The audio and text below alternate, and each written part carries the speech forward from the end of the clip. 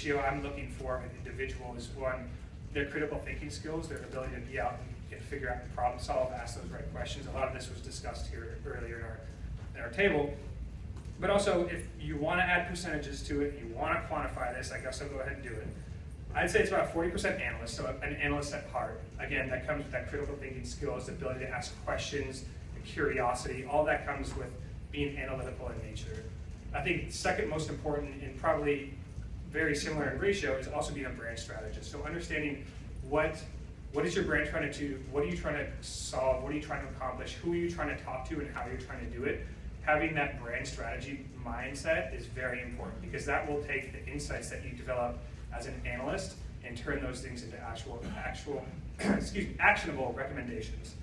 The other, 10%, 10 here, 10% researcher. Again, the ability to formulate a hypothesis, figure out what you want to go out and test, what do you want to solve for, what's the objective of this. So again, keeping that research mentality in mind. Communication is also very key in this area. So again, asking the right questions, being able to communicate your findings and results.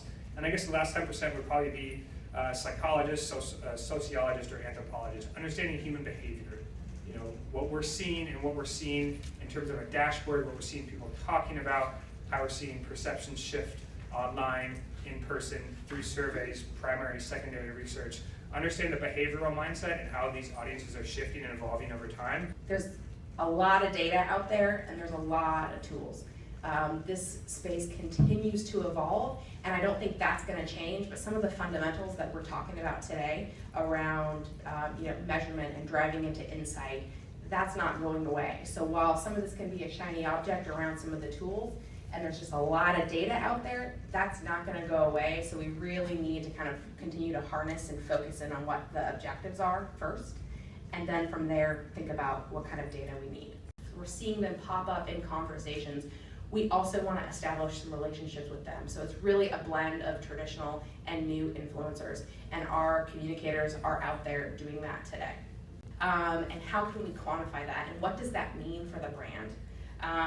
So there's also that ripple effect where you might share something and it sparks someone to actually write a story or follow up with you. We see that a lot, right? Because we're building these relationships, we're having conversations with people in social on behalf of the brand.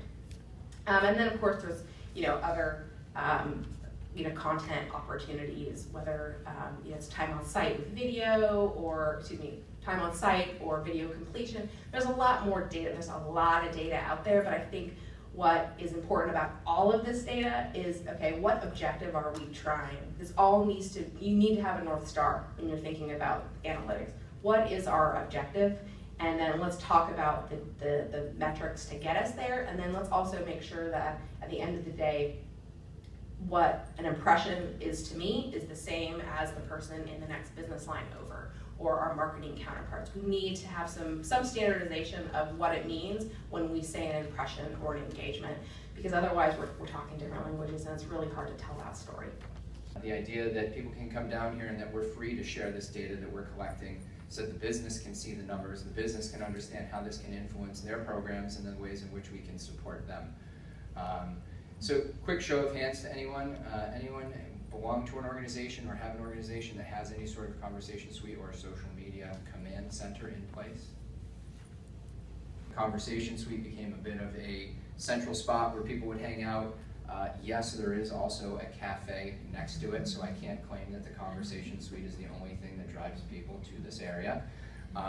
But really, like I said before, it's something where we've now brought the business down. People are coming, they see this, they want to know more about it, they want to know what we're tracking, they want to see the conversations taking place that are specific to their business lines. We don't have as many business lines as maybe Wells and Sara pointed out, but we do have a very diverse business in running a payment network. And I think the other thing that was really nice about this is that it also put us top and front and center for C-suite. The conversation suite we have this, and the information that's provided on it is via desktop, and all of our executives have it via a mobile app. So our CEO has this, so our CEO can wake up in the morning and take a look at any of the information that's coming through and really drill down into the specifics of our business and the priorities of our business to then see how we're executing against our competitors, and then drill down even further to then see what's driving some of the numbers that we've got in place. Into action across the regions with specific reporters, with journalists, with influencers, etc. The other great thing about this, getting back to the idea of making sure that your metrics tie back to the business, is that the insights that we found based on our research were able to then inform marketing programs, product direction, and really then for the C-suite, really make them aware of what we were doing from the communications perspective and how we could in fact impact the business. So whereas we had great, PR results, I think the most important result of everything is just the fact that we were able to drive the business and really move things forward. And anecdotally, at the same time when we were doing this, there was a different group in MasterCard that was doing a more traditional study that cost them probably 15x, and they ended up with the same sort of measurements that we had based on our social analysis. The interesting thing you can do is if you look at this, the bullets are coded by what we would identify again as sentiment, and I know that sentiment can have some human error into it.